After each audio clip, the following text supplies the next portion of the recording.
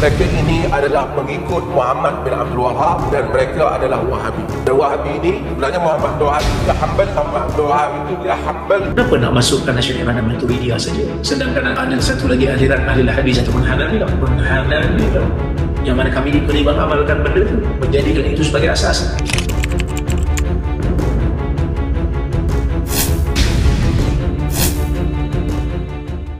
Al-Hafiz Abu Hafs Ibnu Shahin, salah seorang tokoh hadis yang terkemuka. Beliau adalah salah seorang sahabat Al-Hafiz Ad-Darqutni yang juga dalam kalangan ahli hadis. Beliau mengatakan, "Rajulani salihan mulia bi ashabi su, Ja'far bin Muhammad wa Ahmad bin Hanbal." Mafhumnya, ada dua orang lelaki yang salih yang diberi bala ujian dengan pengikut-pengikut yang sesat, yang menyimpang. Pertama, Ja'far bin Muhammad dan Ahmad bin Hanbal. Kalam ini ditakhrijkan dengan sanad-sanadnya yang thabit oleh Al-Hafidh Ibnu Asakir dalam kitabnya Tabyinul Kadhib Muftari fi ma nusiba ila al-Imam Abil Hasan Al-Asy'ari, iaitu pada halaman yang ke-163. Maksud Ibnu Shahin ialah Imam Ja'far As-Shadiq bin Muhammad Al-Baqir dan juga Imam Ahmad bin Hanbal. Mereka berdua, tuan-tuan, termasuk dalam kalangan imam-imam Ahli Sunnah wal Jamaah. Tetapi banyak pembohongan dibuat ke atas nama kedua tokoh ini oleh orang yang menisbahkan diri mereka kepada keduanya dengan cara yang melampau. Sedangkan kedua-dua imam ini bersih dan berlepas diri daripada segala dakwaan-dakwaan yang batil tersebut. Tuan-tuan sekalian, selalu je ada golongan-golongan Syiah, mereka mempergunakan nama Al-Imam Ja'far As-Shadiq, lalu mereka mendakwa beliau berkata sekian-sekian. Sedangkan Imam Ja'far As-Shadiq bukan daripada ulama Syiah. وكان الإمام الصادق قد أخبر الشيعة بأن الإمام من بعده هو إسماعيل. فلما مات إسماعيل قبل الإمام الصادق، إيش قال الإمام الصادق؟ قال لقد بدا لله في ابن إسماعيل، غير الله غير رأيه. Bahkan beliau daripada ulama Ahli Sunnah wal Jamaah, tetapi disandarkan kepada beliau oleh golongan Syiah dakwaan-dakwaan batil yang beliau sendiri bersih daripada dakwaan-dakwaan batil tersebut. Begitu juga Imam Ahmad bin Hanbal, ada je golongan Mujassimah termasuk golongan Wahabiyah pada hari ini. Mereka mendakwa mereka ini mengikut Imam Ahmad bin Hanbal, namun mereka telah menisbahkan kepada Imam Ahmad bin Hanbal ini dengan dakwaan-dakwaan batil untuk menggambarkan teman-temannya Imam Ahmad juga berpegang dengan akidah tadsim seperti mereka. Sedangkan tuan-tuan, Imam Ahmad bin Hanbal adalah imam Ahli Sunnah wal Jamaah yang sangat-sangat suci daripada dakwaan-dakwaan yang batil tersebut.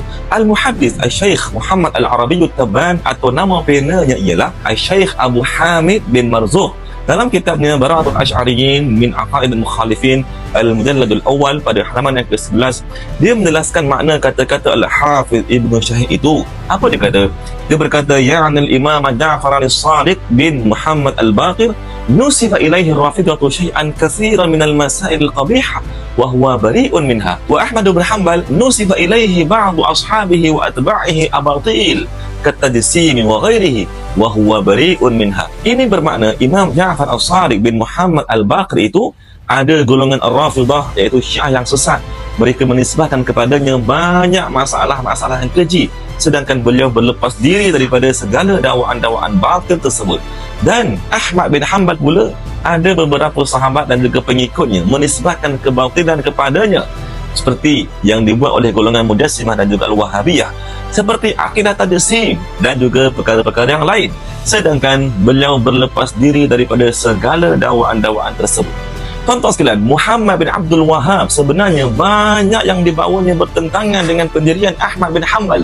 Percanggahannya dengan Imam Ahmad bin Hanbal dan juga dengan Fudalah Hanabilah bukan hanya pada masalah furu' atau cabang saja, tidak tuan-tuan, bahkan pada masalah-masalah usul juga, iaitu masalah-masalah yang menjadi prinsip Imam Ahmad bin Hanbal itu sendiri. So, jika ada orang pada hari ini yang mendakwa dia ingin membawa akidah Imam Ahmad bin Hanbal, tetapi dalam masa yang sama rujukannya ialah Ibnu Taymiyah Al-Harrani yang banyak menyimpang dan terpesong daripada akidah Imam Ahmad bin Hanbal, atau mereka sedaya upaya membela Muhammad bin Abdul Wahab, maka ketahuilah bahawa orang ini adalah fake Hanabilah atau Hanabilah yang palsu. Sedangkan tuan-tuan, Muhammad bin Abdul Wahab tidak diperakui langsung sebagai tokoh ilmuwan Hanabilah oleh para ulama, dan juga mufti mazhab Hambali sendiri yang mengarang tentang manaqib Hanabilah.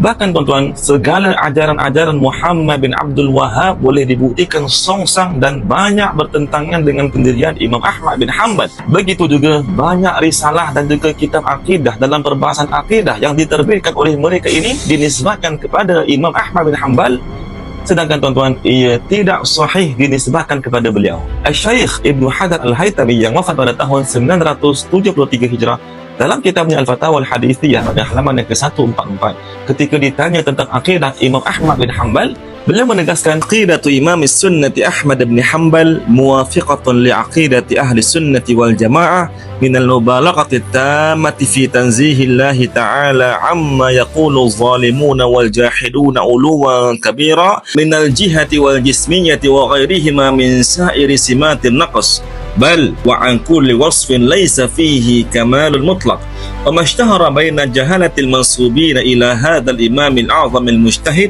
min annahu qailun bi syai'in min al-jihati aw nahwiha fakadhibun wa buhtanun wa iftira'un alayhi fala'ana Allahu man nasaba dhalika ilayhi aw ramahu bi syai'in min hadhihi al-mathalib allati bara'ahu Allahu minha. Akidah al-Imam Sunnah, yaitu Imam Ahmad bin Hanbal radhiyallahu anhu, adalah akidah yang bertepatan dengan akidah Ahlus Sunnati wal Jamaah, yaitu melakukan penyucian yang sempurna, menyucikan Allah daripada keyakinan yang diperkatakan oleh orang-orang yang zalim dan orang-orang yang ingkar seperti mengatakan Allah Ta'ala itu baginya arah ataupun jisim ataupun sifat-sifat lain daripada sifat-sifat kekurangan. Bahkan beliau menyucikan Allah daripada segala sifat yang tidak menunjukkan kesempurnaan secara mutlak. Adapun apa yang tersebar dalam kalangan golongan jahil yang menyandarkan diri mereka kepada Al-Imam Al-Mujtahid Ahmad bin Hanbal, iaitu orang yang mendakwa mereka mengikut Imam Ahmad bin Hanbal, padahal Imam Ahmad bin Hanbal bersih daripada dakwaan-dakwaan batil mereka itu.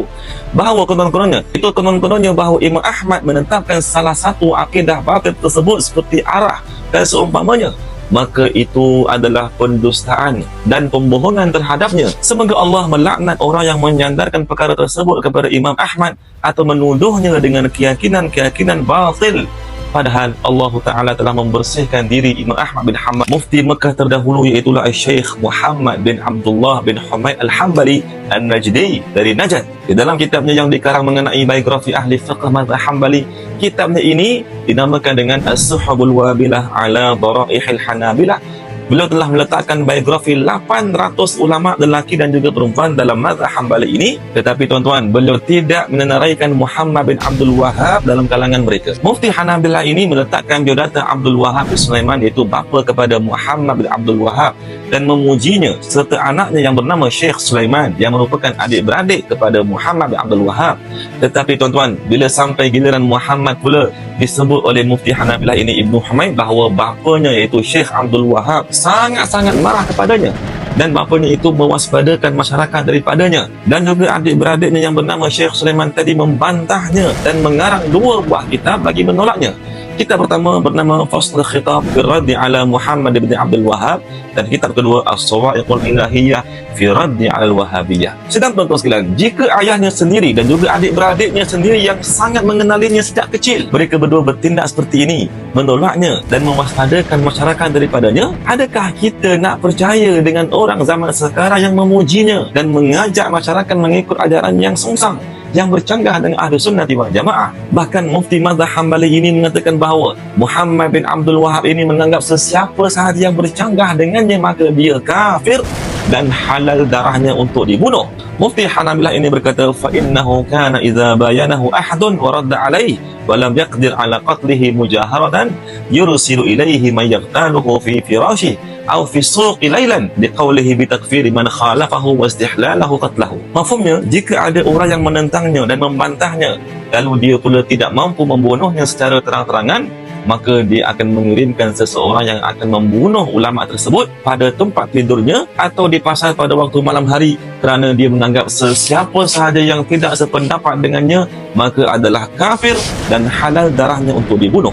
Tuan-tuan dan puan-puan yang mulia, atas banyak alasan-alasan yang munasabah, barisan mufti-mufti di Malaysia ini mereka tidak menerima RUU mufti wilayah dikotori dengan dakwaan-dakwaan palsu oleh puak-puak yang membawa aliran seperti ini. Puak ini mendakwa bahawa mereka mengikut mazhab Hambali. Kenapa nak masukkan Asy'ariyah dan Maturidiyah saja, sedangkan ada satu lagi aliran ahli hadis ataupun Hanabilah, yang mana kami diperintah beramalkan benda itu, menjadikan itu sebagai asas. Sedangkan rujukan sebenar mereka bukan Imam Ahmad bin Hanbal atau Fudalaul Hanabilah yang tulen.